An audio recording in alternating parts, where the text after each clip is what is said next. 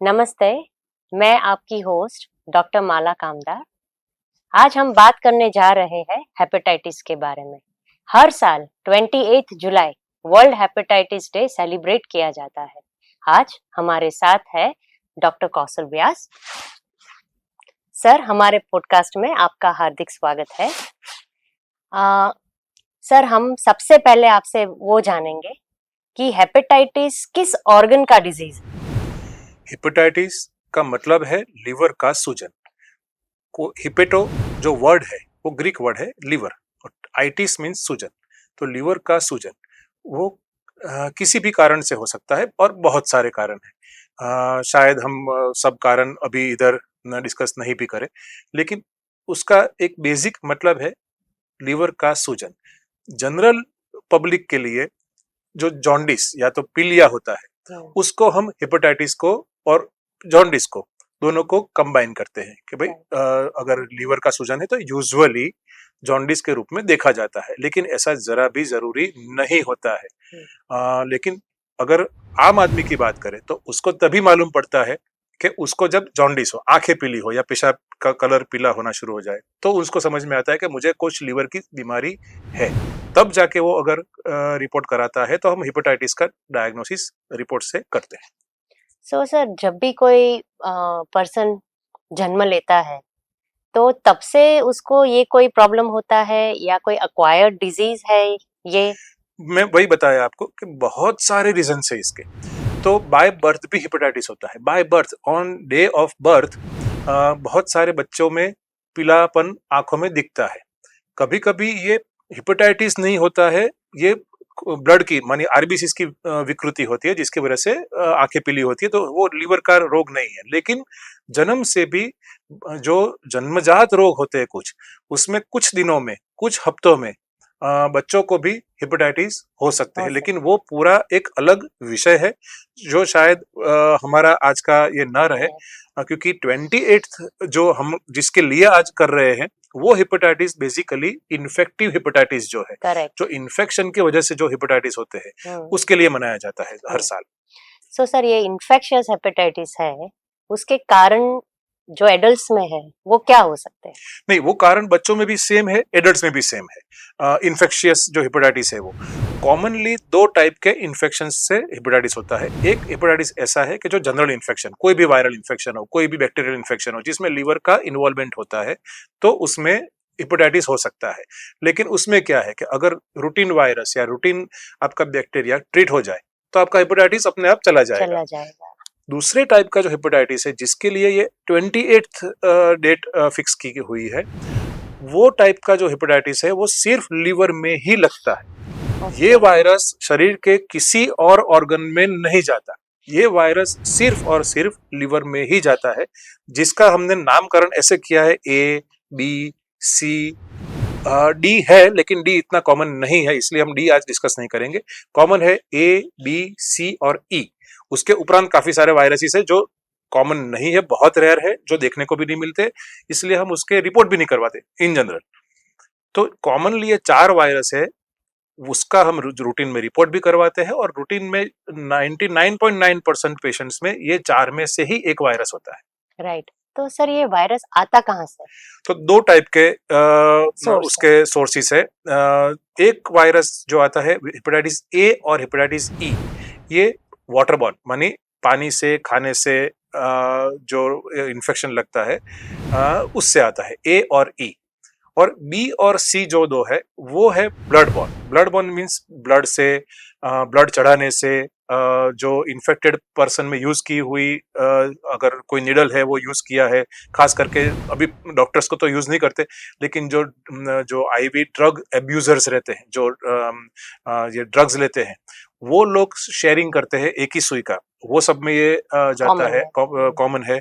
और unsafe sexual transmission से भी ये हो सकता है, हस्बैंड वाइफ से भी हो सकता है अगर दोनों में से एक पॉजिटिव है।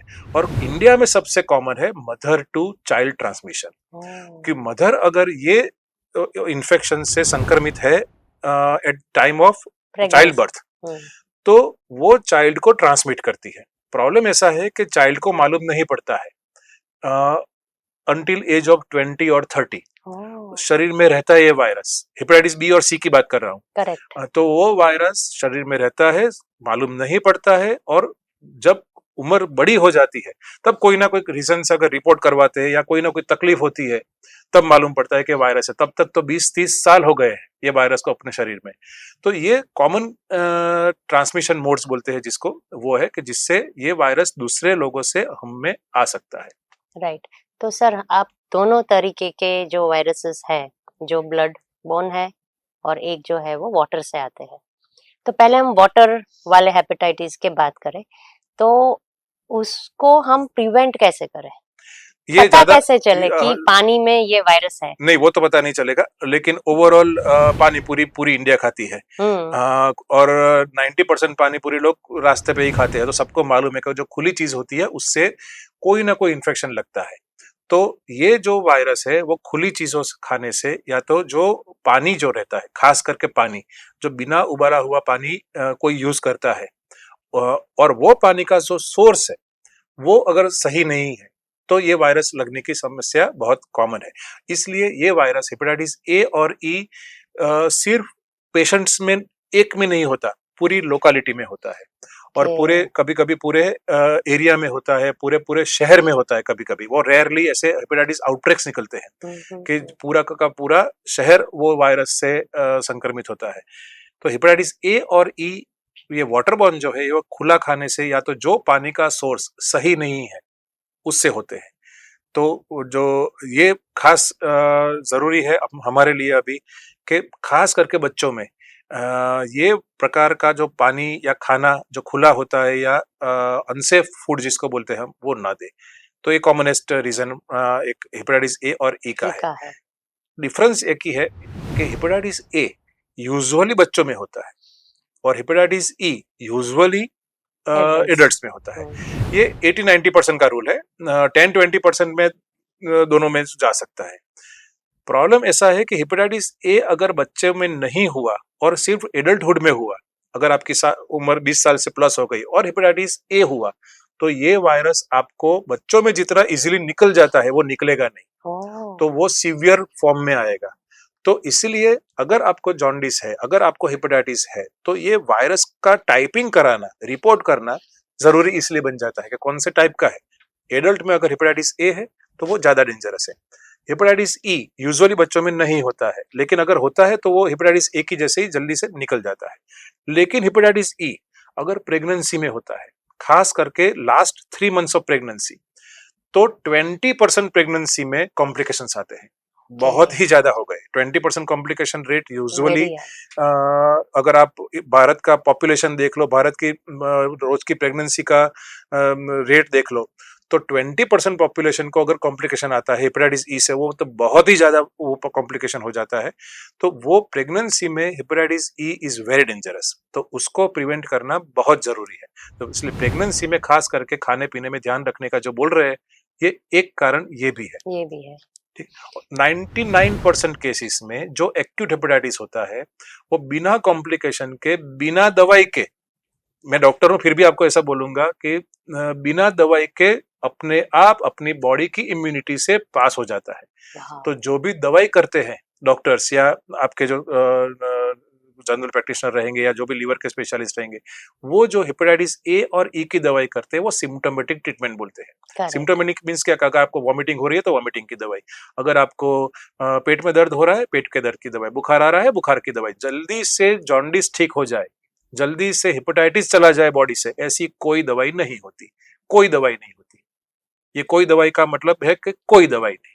राइट।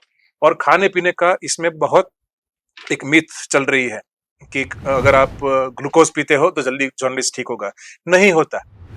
वो 30 साल पहले ऐसा माना जाता था कि ग्लूकोज पीना, वो भाजी खाना, ये नहीं खाना, दूध नहीं पीना, हल्दी नहीं खाना, सिर्फ कॉट पे सोए रहना बिना हिले, तो ये सब जो चीजें थी वो 30 साल पहले जब हम पढ़ते थे तब हमको सिखाया जाता था। लेकिन 30 साल से वो चीज अभी साइंटिफिकली प्रूवन है कि खाने पीने में ज्यादा कोई परहेज का जरूरत नहीं होता है। हल्का खाना खाओ, जो आपको सूट करता है वो खाओ, ज्यादा ग्लूकोज पीने का कोई फायदा नहीं होता है, और हल्दी नहीं खाने से या दूध नहीं पीने से भी जल्दी ठीक नहीं होता है।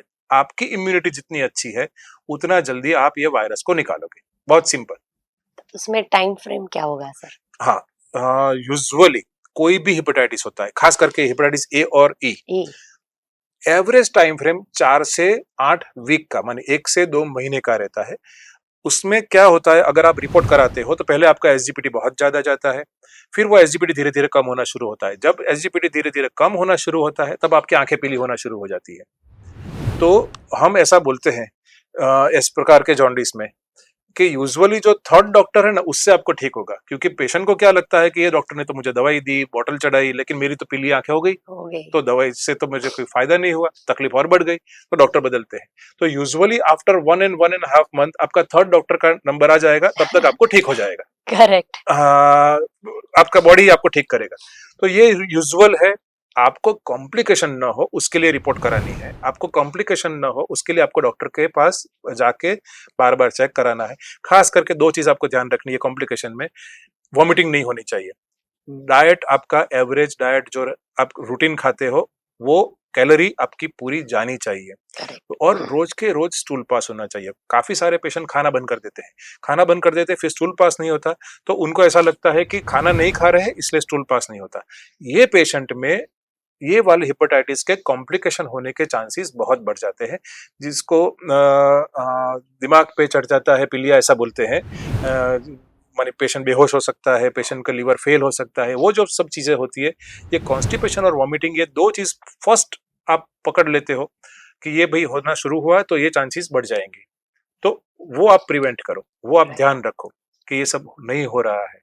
और जो भी दवाई करते हो वो सिम्टोमेटिक ट्रीटमेंट है, जिस तरफ की तकलीफ है उस तरफ की दवाई करो। आपको एक बात बताऊंगा कि आज दुनिया में साइंस इतना आगे बढ़ गया, फिर भी आज आपने देखा रहेगा कि जॉन्डिस में लोग गले में माला पहनते हैं। हाँ। क्यों? कोई टाइफाइड में तो नहीं पहनता, मलेरिया में भी नहीं पहनता, वो लोग ऐसा सोचते हैं कि वो एब्जॉर्ब कर रही है वो माला। तो वो जॉन्डिस में ही क्यों, टाइफाइड में क्यों नहीं, मलेरिया में क्यों नहीं?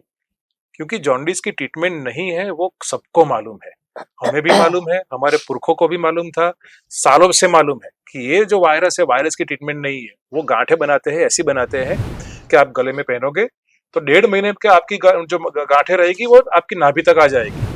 वो ऐसे ही बनाते गांठें, तो धीरे धीरे वो गांठें खुलती रहेगी। तो एवरेज टाइम उनका 1.5 महीने का रहता है कि जो अगर नॉर्मल आदमी भी पहन के घूमेगा तो 1.5 महीने में उसकी वो माला नाभि तक आ जाएगी। तो ऐसा बोलते हैं कि आपकी ये माला जब तक नाभि तक आ जाएगी तो आपका जॉन्डिस चला जाएगा। तो ये 1.5 महीने का टाइम रहता है।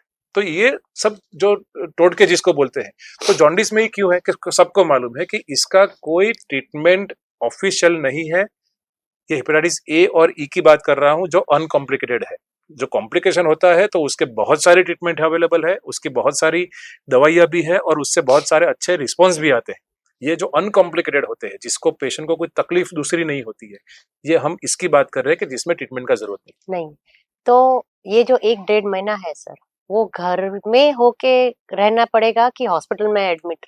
जरा भी नहीं, दोनों में से एक भी नहीं। आदमी अपना काम भी कर सकता है। जब तक पेशेंट को बुखार है, वॉमिटिंग है, पेट का दर्द है, खाना ठीक से नहीं खाने वाले जो वायरस वाली जो तकलीफें रहती है, वो जब तक है तब तक आपको घर पे रहना है।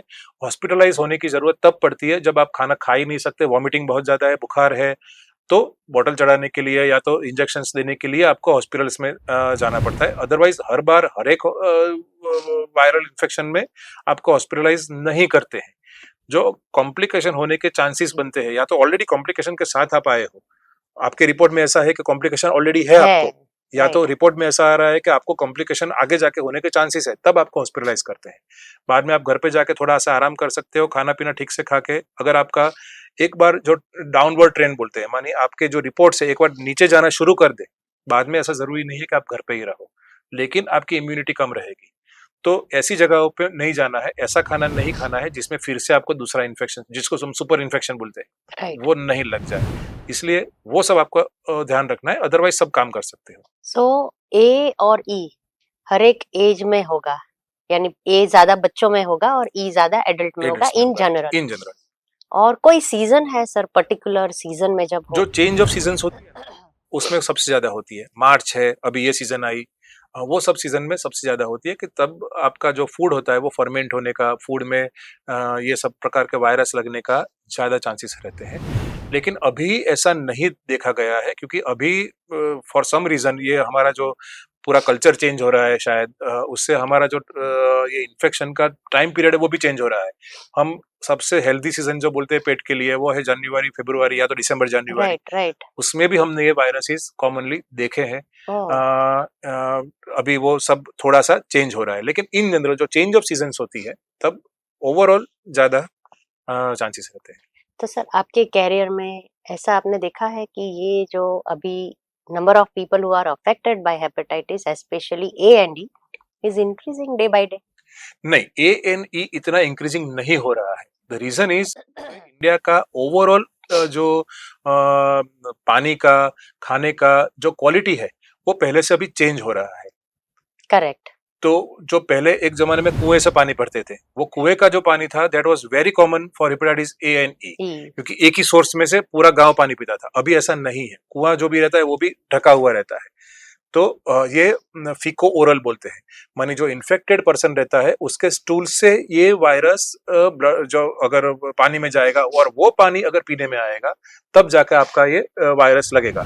तो अभी वो जो फीको ओरल ट्रांसमिशन वाला जो पार्ट है वो इंडिया में धीरे धीरे कम हो रहा है, इसलिए ये चीज इंडिया में है। कभी कभी बहुत ज्यादा आ जाती है, लेकिन जो पहले थी, आज से 25-30 साल पहले थी या 40 साल पहले थी, उससे ओवरऑल कम हो रही है। Right. So it is non-infectious. It is infectious, faeco oral. No, A and E. ANE direct Both. Person to person नहीं होता, Right. लेकिन आप जो इन्फेक्टेड आदमी है उसका स्टूल जो पानी में जाता है, वो पानी अगर पीने के पानी के साथ जो मिक्स हो जाता है, वो पीने का पानी जो भी पिएगा उसको ये इन्फेक्शन Right. लगेगा। So साथ में बैठने से या काम नहीं, करने से नहीं नहीं होता लगता, spread. नहीं It is लगता, just by chance that person to person unknown नहीं लगता, ऐसे नहीं, हुआ हाँ, और हाँ, Right. पर्सन टू पर्सन नहीं लगता। So I think sir A और E तो काफी समझ में आ गया। अभी हम बात करते हैं ब्लड, जैसे कि B एंड C तो उसके मेन कॉजेस आपने ऑलरेडी बता दिए हमें, बट उसके अर्ली सिम्टम्स क्या होते हैं, या वो ए और ई के जैसे ही फैटल है, या उसकी रिकवरी कैसे होती है? तो ये पूरा का पूरा दोनों चीज ही अलग होती है। ANE जो होता है उसमें सिम्टम्स ज्यादा आते हैं, तभी मालूम पड़ता है। अगर आपको बुखार आया, आंखें पीली हुई, वॉमिटिंग हुई, तब जाके आपके डॉक्टर आपका रिपोर्ट करवाएंगे, आपको मालूम पड़ेगा कि हेपेटाइटिस A और E है। हेपेटाइटिस B और C जो है वो एवरेज गिन लो तो हेपेटाइटिस ये एक्यूट हेपेटाइटिस बहुत कम होते हैं, इसलिए पता नहीं चलता कि आपको रोग हुआ। हेपेटाइटिस C तो लेस देन 10% में ही एक्यूट होता है। हेपेटाइटिस B फिर भी 20-25% में एक्यूट हो सकता है, जिसमें आपको ऐसा जो जिसको हम प्रोड्रम्स बोलते हैं कि फीवर आना, बॉडी एक होना, जो वायरल टिपिकल वायरल के जो भी इश्यूज होते हैं वो इसमें भी होते हैं। इसका कोई स्पेसिफिक ऐसा नहीं है, सिवाय के जब आपकी आंखें पीली होगी तब मालूम पड़ेगा। अदरवाइज जो रूटीन वाला जो उनके फीचर्स है या तो जो सिम्टम्स है, वो तो कोई भी वायरस में जो आता है वो भी यही वायरस में आता है, तो इसका कोई स्पेशल फीचर्स नहीं है। तो अगर B और C एक्यूट नहीं है, जो मेनली सब में नहीं ही होता है, नहीं होता है, अगर क्रॉनिक में है तो आपको पता ही नहीं चलता कि आपको हेपेटाइटिस B और C है। पता कब चलता है? जब उसके कॉम्प्लिकेशन आ जाए, जब इससे आपका लीवर खराब हो जाए, जब इसके लीवर का सिरोसिस हो जाए, या इसमें लीवर का कैंसर हो जाए, तब पता चलता है कि आपका शरीर में तो हेपेटाइटिस B और C सालों से था। तो ये मेजर इश्यू हेपेटाइटिस B और C का है। इसलिए हेपेटाइटिस B का जो है जैसे मैंने बताया कि B और C दोनों मदर से चाइल्ड में आते हैं, इसलिए इंडिया में पिछले 25 साल से ऊपर से हेपेटाइटिस B की जो वैक्सीन अवेलेबल, हेपेटाइटिस C की तो वैक्सीन भी अवेलेबल नहीं है। तो बाय बर्थ बच्चों में ये देना कंपलसरी नेशनल प्रोग्राम में आ गया है। तो हेपेटाइटिस B का vaccine eight time of birth बच्चों में देना इज इन नेशनल प्रोग्राम, तो वो देते ही है सबको। लेकिन फिर भी कोई वैक्सीन 100% नहीं होती है, 99% सेफ है और 99% इफेक्टिव भी है, लेकिन 100% में नहीं होती, तो आगे जाके लग सकता है। तो ओवरऑल कोई भी हम एक रिपोर्ट करते हैं जिसको हम प्री ऑप प्रोफाइल बोलते हैं।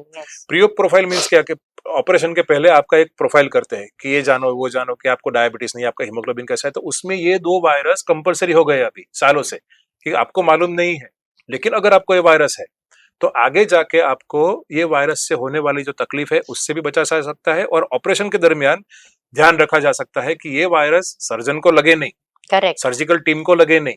प्लस ये वायरस से अगर आपके लीवर में कोई नुकसानी हुई है तो पहले से ही उसके लिए जो भी ध्यान रखना है, जो भी प्रिकॉशंस रखना है वो रख सके, इसलिए ये वायरस रखे। तो ये वायरस बेसिकली सिम्टम्स से नहीं पता चलते, ये वायरस सिर्फ और सिर्फ रिपोर्ट से ही पता चलते हैं।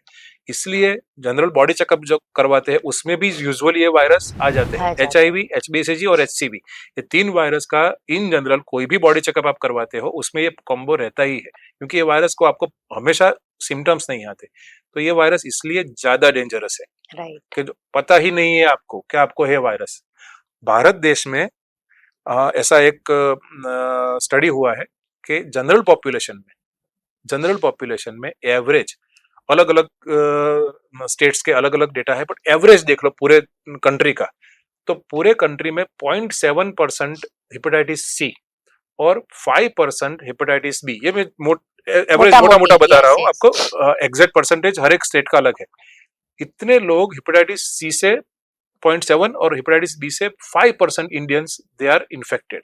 अभी इंडिया का पॉपुलेशन देख लो तो आपको अगर एब्सोल्यूट नंबर देखो तो कितना ज्यादा बन जाता है, बहुत ज्यादा बन जाता है, बहुत ज्यादा। और उसमें अगर 1% को भी कॉम्प्लिकेशन होता है then also it is a big, then also absolute number of complications are very high. इसलिए ये डे जो मनाते हैं इसलिए मनाते हैं कि अवेयरनेस के लिए। अगर आपको पता चलता है कि आपको ऐसा वायरस है तो आप तुरंत उसके लिए कुछ ना कुछ करो। हर एक को ट्रीटमेंट की जरूरत नहीं होती, लेकिन अभी ऐसी ट्रीटमेंट है जिससे तकलीफ आपको पूरी तरह से जा सकती है। राइट। सर आप ट्रीटमेंट के बारे में बताएंगे? ट्रीटमेंट से ज्यादा हेपेटाइटिस में prevention is more important. Reason कि अगर ये प्रिवेंटेबल डिजीज है, चारों के चारों वायरसेस, तो अगर प्रिवेंट कर सके तो सबसे अच्छा है। ट्रीट तो करेंगे ही करेंगे एक बार डिसीज हुआ तो, लेकिन प्रिवेंट कैसे करना है, सबसे इंपॉर्टेंट है वैक्सीन। जैसे हमने डिस्कस किया, हेपेटाइटिस बी का वैक्सीन अवेलेबल है, बाय बर्थ लेना नेशनल प्रोग्राम में है, तो वो तो हर एक को लेना ही है। अगर आपकी उम्र ज्यादा है या तो बचपन में अगर आपने नहीं लिया है तो कोई भी उम्र में आप ले सकते हो। और ये फायदा ऐसा है कि एक ही बार लेना होता है, 3 बार का डोज है, 016 बोलते हैं, मैंने आज लिया, महीने के बाद लिया, 6 महीने के बाद लिया, 3 डोज लिया, तो वो एक ही बार लेने से लाइफ लॉन्ग इम्यूनिटी 99% में आती है। पहले एक बूस्टर डोज का कंसेप्ट था, वो अभी बूस्टर डोज का कंसेप्ट भी निकल गया। आप सिर्फ 3 डोज लो, लाइफ में एक बार लो, लाइफ लॉन्ग आप ये वायरस हेपेटाइटिस बी से आप सेफ हो। हेपेटाइटिस सी का वैक्सीन अभी अवेलेबल नहीं है, नियर फ्यूचर में आ सकता है, लेकिन हेपेटाइटिस ए का वैक्सीन भी सालों से अवेलेबल है, वो भी नेशनल प्रोग्राम में है और वो भी बहुत इफेक्टिव है। हेपेटाइटिस ई का वैक्सीन पिछले साल इंडिया में आ गया है। ओके। तो वो भी अगर आपको लगता है कि आपको ये होने की संभावना है या तो लाइफ में आपको कभी भी वायरस नहीं लगा है ये, तो आप ये भी ले सकते हो। तो वायरल इन्फेक्शन जो रहता है, the best thing is to take vaccine, जो कोरोना ने हमको सिखा दिया कि पूरा कोरोना वैक्सीन के दम पे दुनिया से निकला, दवाई के दम से नहीं निकला वो। तो ये कोरोना ने हमको सिखाया है कि वायरस जो है उसको निकालना है तो vaccine is more important then medicine. तो ये एक चीज है। दूसरा जो हमने पहले ही बताया कि खाने पीने में आप संभालो, ये हेपेटाइटिस ए और ई के लिए खास करके जो बाहर का खाना है, खुला खाना है, जो खुला जूस है, खुला फ्रूट्स है, ये पानी पूरी जो हमने एक बात किया, जो अनसेफ पानी से बनी हुई पानी पूरी है, वो सब आपको अवॉइड करनी है। ये जूस से मुझे याद आया कि अगर जॉन्डिस होता है ना तो लोग गन्ने का जूस पीते हैं। वो ग्लूकोज वाला ये कंसेप्ट है कि भाई आपको कोई मीठा चीज लेना है। वो कंसेप्ट इसलिए है कि कोई भी वायरस में आपका टेस्ट बिगड़ जाता है, तो आप जो फैटी फूड लोगे तो आपका वो आपको अच्छा नहीं लगेगा, आप खा नहीं सकोगे, इसलिए फैट अवॉइड करना है। वो आपका बॉडी बोलता है आपको कि आप फैटी फूड नहीं खाना चाहते हो, और आपको शुगर ज्यादा चाहिए, कोई भी वायरल इन्फेक्शन रहेगा, इसलिए ये शुगर वाला कंसेप्ट ओवरऑल ओरिजिनली आया था। लेकिन उससे आपके लीवर को कोई फायदा नहीं होता ज्यादा शुगर लेने से। ये गन्ने का जूस का प्रॉब्लम ऐसा होता है कि लोग गन्ने का जूस पीते हैं, कौन सा वाला, जो बाहर मिलता है वो वाला, करेक्ट, जिसमें तो ये वायरस, जिससे तो ये वायरस फैलता है। अगर अनसेफ तरीके से अगर खुले में बनता है, अगर उसपे मक्खियां बैठी है, अगर वो अनसेफ तरीके से बनाया गया है ये जूस, तो उससे तो ये वायरस आपको और लगने वाला है। तो अनसेफ वाला जो जूसेस है, अनसेफ वाला जो गन्ने का भी जूस है, वो आपको और बीमार बना सकता है अच्छा होने की जगह। आपको गन्ने का जूस पीना है, कोई दूसरा जूस पीना है, तो ना नहीं है, पी सकते हो, लेकिन वो या तो घर में बनाओ या तो जो तैयार वाले जो पैकिंग वाले आते हैं जिसमें ये वायरस या इन्फेक्शन लगने के चांसेस नहीं होते, कम है। वो वाला आप पी सकते हो, कोई हम्म, इश्यू नहीं है। हम्म, तो प्रिवेंशन ए और ई में अच्छे वाला फूड खा के बिना इन्फेक्शन वाला जो फूड आप ट्राई करो, ढूंढो कि कौन सी चीज में हो सकता है, वो अवॉइड करके कर सकते हो। हेपेटाइटिस बी और सी का प्रिवेंशन वैक्सीन हेपेटाइटिस बी के लिए, और दूसरा कि आप खास ध्यान रखो कि आप किसी डॉक्टर के पास जाते हो वगैरह तो आपको जो भी सुई लगती है, जो भी इंजेक्शन लगते हैं, वो फ्रेश हो, जो डिस्पोजेबल हो। तो राइट, ये एक चीज है। जो ड्रग यूजर्स है, वो तो ड्रग यूजर्स के लिए हम कोई एडवाइस कर ही नहीं सकते। सबसे पहली एडवाइस तो वही करनी है कि ड्रग यूज ही बंद करो। करेक्ट, तो जो शेयरिंग ऑफ इंजेक्शन है वो एब्सोल्युटली डेंजरस। वो HIV, हेपेटाइटिस बी और हेपेटाइटिस सी तीनों को फैलाता है। तो वो sharing of injection is very dangerous. Correct, और प्रिवेंशन जो होता है वो मदर स्क्रीनिंग बोलते हैं, करेक्ट, कि अभी वो भी नेशनल प्रोग्राम में है कि एट 6 मंथ ऑफ प्रेगनेंसी जो मदर स्क्रीनिंग होता है वो उसमें भी ये हेपेटाइटिस बी हेपेटाइटिस सी का रिपोर्ट करते हैं। अगर मदर इज पॉजिटिव तो बच्चों को जन्म के दिन सिंगल वैक्सीन की जगह डबल वैक्सीन बोलते हैं। डबल वैक्सीन मींस क्या, कि रूटीन वाली वैक्सीन के उपरांत एक इम्यूनोग्लोबुलिन आता है, वो डायरेक्ट वायरस को निकालता है। तो 2 वैक्सीन जन्म के दिन में देते हैं। तो ये मदर स्क्रीनिंग जो बोलते हैं वो बहुत इंपॉर्टेंट है। तो ये 28th डेट का जो इंपॉर्टेंस है वो ये सब स्क्रीनिंग का है, कि आप अवेयर हो। अगर आप प्रेग्नेंट हो, अगर आपके घर में कोई प्रेग्नेंट है, कोई एक्सपेक्टेंट मदर है, तो उसका ये वायरस का रिपोर्ट कराओ। अगर वो पॉजिटिव है तो बच्चों को ये वायरस जाने से हम रोक सकते रोक हैं। सकते हैं। अगर मदर पॉजिटिव नहीं भी है तो भी बच्चों में ऑन डे ऑफ बर्थ ये वैक्सीन, तो सिंगल वैक्सीन तो सबको देना है, तो देना ही है, जिससे हम आगे जाके वायरस को रोक सकते हैं। रोक सके, तो ये रोकना is most important, most important, most important. बाद में एक बार आपका हो गया तो मैंने पहले ही आपको बताया कि overall treatment is purely symptomatic. Even for B and C. B and C भी। ओह, सी के लिए ये सही नहीं है। सी में ऐसा है कि अगर आपको पता चलता है कि ये वायरस एक्यूट सी है, जो बहुत रेयर होता है, usually hepatitis C acute virus में आपको नहीं पता चलता, लेकिन अगर किसी कारण से पता चल गया कि ये वायरस आपका जो आया है, ये जॉन्डिस आपको हुआ है, ये हेपेटाइटिस आपको हुआ है, वो हेपेटाइटिस सी की वजह से और ये एक्यूट है, तो आप सबसे लकी हो। क्योंकि 70 to 90% पेशेंट्स अगर एक्यूट में ट्रीट नहीं किए गए तो क्रॉनिक में जाते हैं, जिससे आगे जाके लीवर का सिरोसिस, लीवर खराब होना, लीवर का कैंसर वगैरह बन सकता है। तो हेपेटाइटिस सी की अभी बहुत अच्छी दवाई अवेलेबल है। 10 साल पहले, 15 साल पहले बट अगेन सिम्टोमेटिक। नहीं, इसमें एंटीवायरल आती है ओके, हेपेटाइटिस सी के लिए। ओके, हेपेटाइटिस सी में एंटीवायरल आती है, जो 10 साल 15 साल पहले भी अवेलेबल थी, माने काफी सालों से, 30-40 सालों से अवेलेबल थी, लेकिन अभी पिछले 8-10 सालों में वो जो इंजेक्शन थे उसकी जगह गोली आ गई है और बहुत चीप हो गई है। 15 साल पहले जो इंजेक्शन पूरी हेपेटाइटिस सी को ट्रीट करने के लिए जो 4 से 5 लाख रुपए लगते थे, वो अभी 8 से 10 हजार रुपए में ट्रीट होता है। तो पूरा का पूरा उसका ये पैराडाइम शिफ्ट बोलते हैं इसको, कि पूरा। और उस समय वो ट्रीटमेंट का जो सक्सेस रेट था वो 60% था, अभी जो सक्सेस रेट है वो 95% है। मानी success rate is very high, cost is very low. तो हेपेटाइटिस सी को एक्यूट है या क्रॉनिक है, ट्रीट करना इज इम्पोर्टेंट।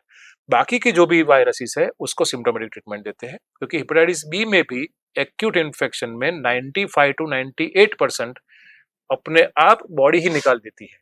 और वो अगर बॉडी निकालती है तो लाइफ लॉन्ग इम्यूनिटी देती है आपको, कि दूसरी बार ये वायरस आपको लगेगा नहीं। राइट। इसलिए यूजुअली 6 महीने तक वेट करते हैं हेपेटाइटिस बी में भी, कि 6 महीने के बाद इसको क्रॉनिक बोलते हैं। अगर बाद में भी नहीं गया तो उसका ट्रीटमेंट करते हैं। राइट, लेकिन हेपेटाइटिस बी में, जैसे मैंने आपको हेपेटाइटिस ए और ई में बताया, कि कॉम्प्लिकेशंस होना शुरू हो गए तो वेट नहीं करते 6 महीने का। अगर कोई भी कॉम्प्लिकेशन होना शुरू हुआ पेशेंट को, कि जिसमें लाइफ थ्रेटनिंग कुछ हुआ, कि जिससे लाइफ को भी खतरा है, या तो ये वायरस आगे जाके क्रॉनिक में कन्वर्ट होने की संभावना है, वो रिपोर्ट में आ जाएगा।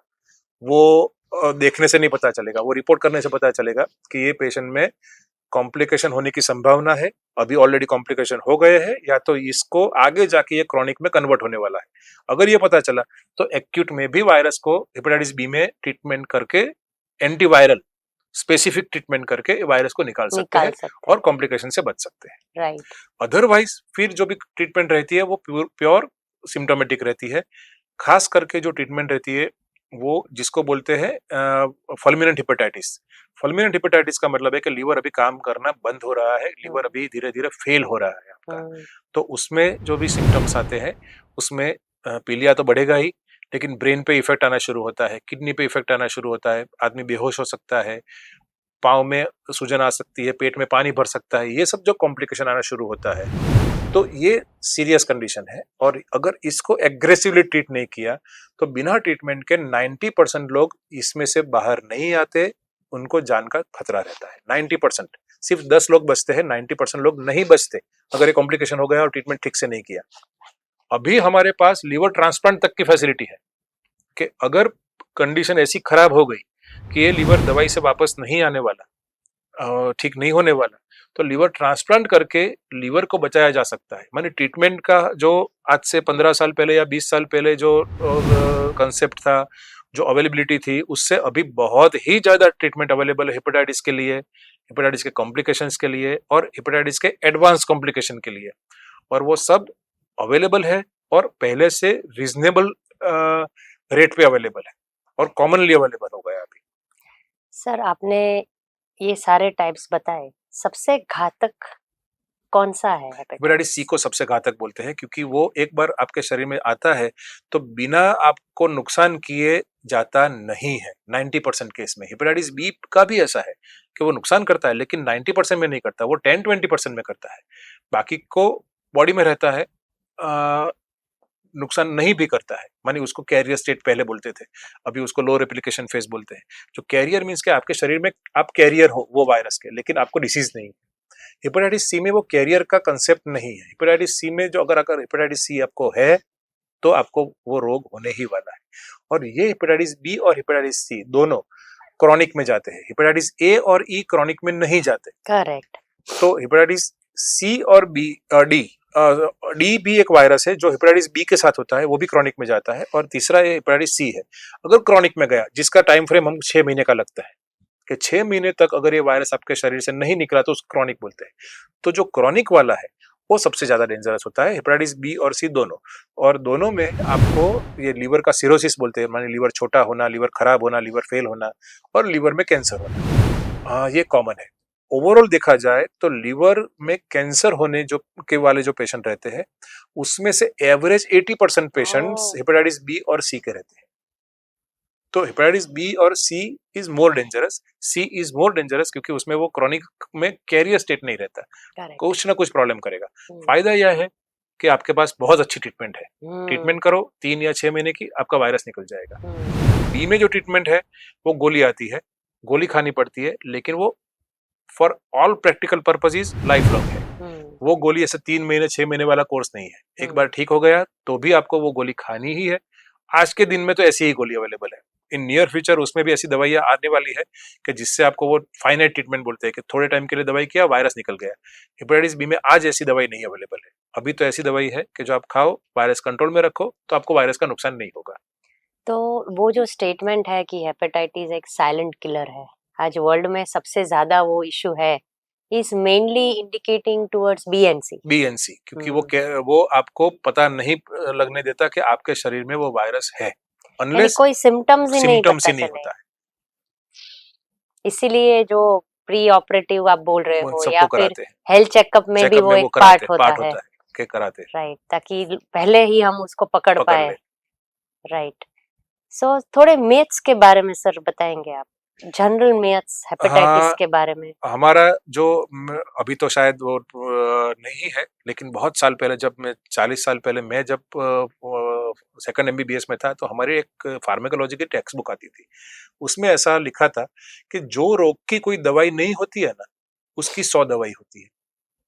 ये बहुत अच्छा उसका स्टेटमेंट था कि अगर किसी रोग की दवाई है तो एक दवाई से ठीक होना है तो दूसरी दवाई की जरूरत ही नहीं है। नहीं है। लेकिन जो रोग की दवाई नहीं होती है तो सब लोग बोलते हैं कि मेरी दवाई सबसे अच्छी, तो आप उसको ना भी नहीं बोल सकते क्योंकि वो रोग की तो आपके पास तो कोई दवाई है नहीं, किसी के पास नहीं है, किसी के पास नहीं है, शायद इसलिए इनके पास है, शायद इनके पास इनके है। पास है। तो इसलिए सब जो भी बोले कि मैं सबसे अच्छी दवाई करके इसको ठीक कर सकता हूँ, वो सबसे बोल बड़ा सकता है। मिथ है। हाँ, वो सबसे बड़ी मीथ है कि ये वायरस है तो कोरोना से बहुत नुकसान हुआ, लेकिन कोरोना से ये फायदा हो गया कि लोग समझ गए कि वायरस की खुद की दवाई नहीं है। वायरस कोरोना में दवाई क्या किया लोगों ने? इम्यूनिटी, आपकी इम्यूनिटी बढ़ाओ, आपको इम्यूनाइजेशन करो, माने वैक्सीन दो और सपोर्टिव ट्रीटमेंट दो, इससे ही लोग बाहर आए। तो आप अपनी खुद की इम्यूनिटी बढ़ाओ अच्छे खाने से, अच्छे एक्सरसाइज से, ओवरऑल आपका लिवर जो हेल्थ बोलते हैं, लिवर हेल्थ वो अच्छी रख के, लिवर हेल्थ अच्छी रखने की कोई दवाई नहीं होती कि ये दवाई करने से आपकी लिवर अच्छी हो जाएगी, ऐसा नहीं होता। मेरे एक टीचर थे जो अब दुनिया में नहीं है, मुंबई में थे वो, शायद इंडिया के जो टॉप मोस्ट या तो सबसे पहले जो लिवर के स्पेशलिस्ट थे उनमें से एक थे। वो ऐसा बताते थे उनके जमाने में कि लोग ऐसे आते हैं उनके पास कि 2 पैग दारू के लगा के फिर 2 चम्मच वो टॉनिक लिवर के पी के ऐसा मानते थे कि दारू का असर नहीं होने वाला, क्योंकि हमने लिवर टॉनिक ले लिया तो हमारा लिवर अच्छा रहेगा। ऐसा बहुत सारे लोग बहुत सारे चीज में करते हैं कि तो जैसे डिटॉक्सिफाई कर तो दिया। वो नहीं होता है ऐसा। जो नुकसान करता है वो नुकसान 100% करता है, और वो जो टॉनिक है या जो भी आप मानते हो कि जो डिटॉक्स करने वाला है वो 100% डिटॉक्स नहीं ही करता है आपके लीवर को, अगर आप आपके लीवर को अदरवाइज फिट नहीं रखते। तो अच्छा खाना मीन्स क्या है? आप हाई फाइबर डाइट लो, हाई प्रोटीन डाइट लो, लो फैट डाइट लो। आपके लीवर में खास करके आजकल जो फैटी लीवर बोलते हैं, जो इट्स पांडेमिक, दुनिया का सबसे एकदम। बड़ा पांडेमिक तो फैटी लीवर को बोला जाता है। तो जो फैटी लीवर ना हो आपके लीवर को में, ये सब ध्यान रख के आपके लीवर की हेल्थ को आप अच्छा कर सकते हो, न कि कोई सप्लीमेंट से या दवाई से या वो सब टोटके से। लीवर को अच्छा करने के लिए आपकी ओवरऑल हेल्थ अच्छी होनी चाहिए। आपका ओवरऑल फूड जो बैलेंस डाइट बोलते हैं, high fibre, high fruit content, high protein content वाली जो डाइट होती है वो डाइट लो आप, एक्सरसाइज करो आप, जिससे आपका लीवर का हेल्थ अच्छा रहे, आपकी ओवरऑल इम्यूनिटी अच्छी रहे, तो ये सबसे बचा जा सकता है। अदरवाइज जो आपने बचने की जो उपाय बताए वो तो बताई है। सर, अल्कोहल का कुछ रिलेशन है? अल्कोहल भी हेपेटाइटिस करता है, लेकिन हमने जो हेपेटाइटिस आज डिस्कस 28 के लिए किया वो इन्फेक्टिव किया, इसलिए हमने जो दूसरे वाले हेपेटाइटिस है वो डिस्कस नहीं किया है। बट वो कर सकता है। Alcoholic hepatitis is again disease in itself, alcohol से हेपेटाइटिस होता है। आज के दिन का जो डिस्कशन है उसमें वो एक ही तरह से हम ये कर सकते हैं, कोरिलेट कर सकते हैं कि अगर आप अल्कोहल लेते हो और अल्कोहल की वजह से आपका लीवर थोड़ा सा भी डैमेज है या अल्कोहल की वजह से आपका लीवर थोड़ा सा भी कमजोर है, तो ये जो वायरसिस है उसके कॉम्प्लिकेशन होने की संभावना आप में 2 गुनी हो जाती है, 10 गुनी हो जाती है, ऐसा है।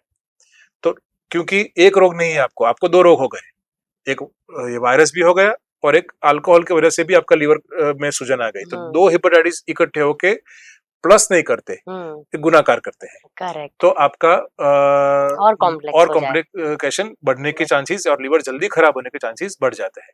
तो अल्कोहल की सेफ लिमिट क्या है, किसी को नहीं मालूम। इसलिए हर एक का अपना अपना ये रहता है कि भाई टेक्स्ट बुक बोलती है कि ये सेफ लिमिट है, कुछ लोग बोलते हैं कि कोई सेफ लिमिट नहीं है, कि अपना अपना जो कैपेसिटी या अपना अपना मेटाबॉलिज्म, ऐसा अभी मालूम हो गया है कि आपका मेटाबॉलिज्म, आपका शरीर का जेनेटिक्स क्या है, उसके ऊपर आपका अल्कोहल जो लेने का या कॉम्प्लिकेशन होने का चांसेस होता है। तो अल्कोहलिक हेपेटाइटिस, ये जैसे हमने फैटी लिवर बोला, अगर आपका वेट ज्यादा है और आपको सिर्फ फैटी लिवर है, आपको हेपेटाइटिस भी नहीं है, तो भी ये वायरस से होने वाली कॉम्प्लिकेशन है वो आपको ज्यादा हो जाएंगे।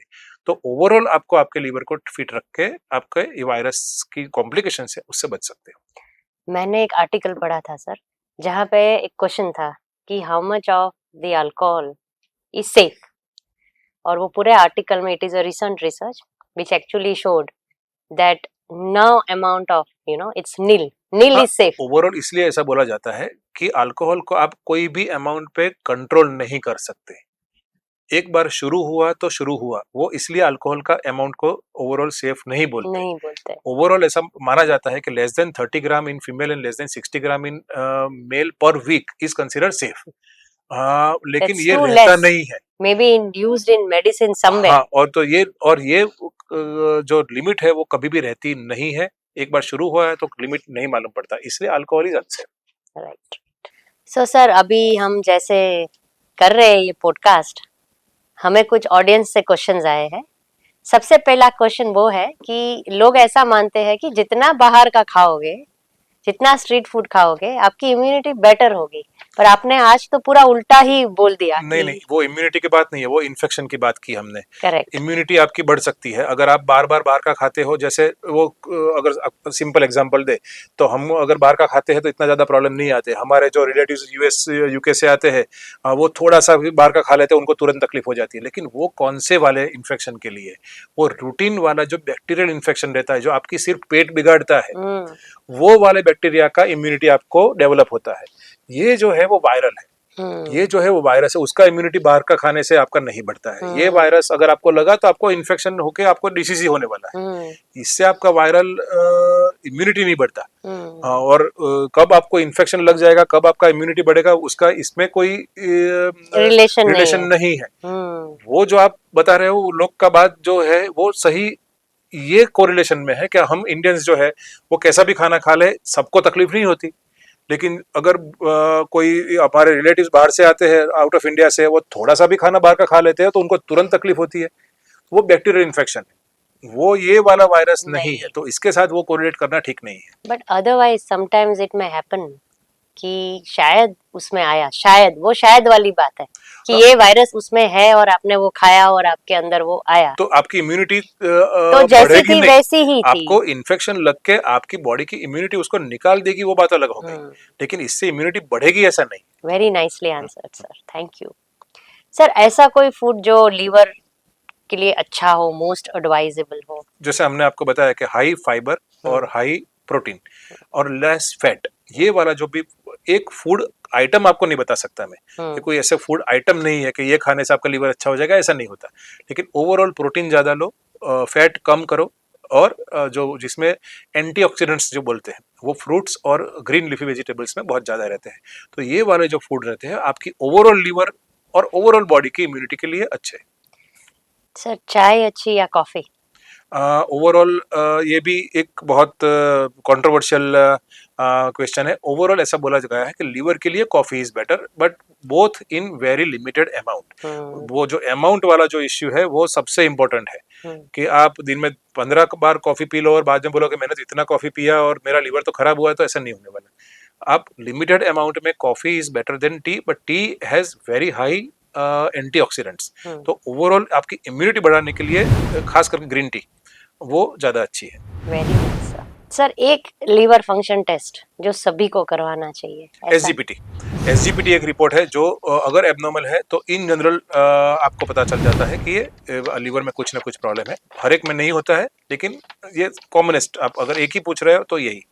एक ऐसी हैबिट जो किसी को क्विट करनी है तो आपको क्या सजेस्ट करेंगे? तो हमने आपको बहुत बार बताया कि अल्कोहल जो है वो कम या ज्यादा नहीं होता है, वो है या नहीं है वो होता है।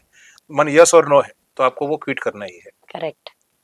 सर जिम है क्या वो डैमेज करता है हेपेटाइटिस को? नहीं, रूटीन वाला जिम नहीं करेगा।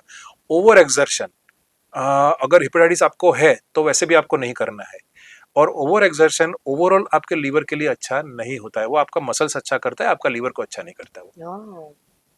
सर वर्ल्ड हेपेटाइटिस डे है तो एक मैसेज हमारे ऑडियंस के लिए यदि आप दे पाए तो। हाँ, सबसे इंपॉर्टेंट जो मैसेज हमने आपको दिया कि prevention is always better than cure. तो प्रिवेंशन के लिए हेपेटाइटिस ए और ई के लिए आप फूड हैबिट्स अच्छी रखो, और हेपेटाइटिस बी का जो वैक्सीन अवेलेबल है अगर आपने लाइफ में कभी नहीं लिया है तो आज जाके ले लो, कल का वेट मत करो, आज जाके ले लो। सर आज आपने इतना समय दिया इस टॉपिक पे, और आज इतना अच्छा जो वर्ल्ड हेपेटाइटिस डे है वो आज हमको समझ में आया कि क्यों इतना इम्पोर्टेंट है। और आपका जो मेन मैसेज है वो हम सब आज लेके जा रहे हैं कि सबसे पहले सही वैक्सीन्स लीजिए, एंड उससे ज़्यादा इम्पोर्टेंट है कि अच्छे से आप इस चीज़ को प्रिवेंट कीजिए। जो भी हमको सर ने बताए, जो भी नुस्खे हैं, जो भी डूज एंड डोंट्स है, जो भी हमें बताए हैं वो ज़रूर से आप इम्प्लीमेंट कीजिए अपनी डेली लाइफ में। और जैसे सर ने बताए, मैं तो जा रही हूँ मेरा वैक्सीन लेने, तो अब आपकी बारी है। Thank you.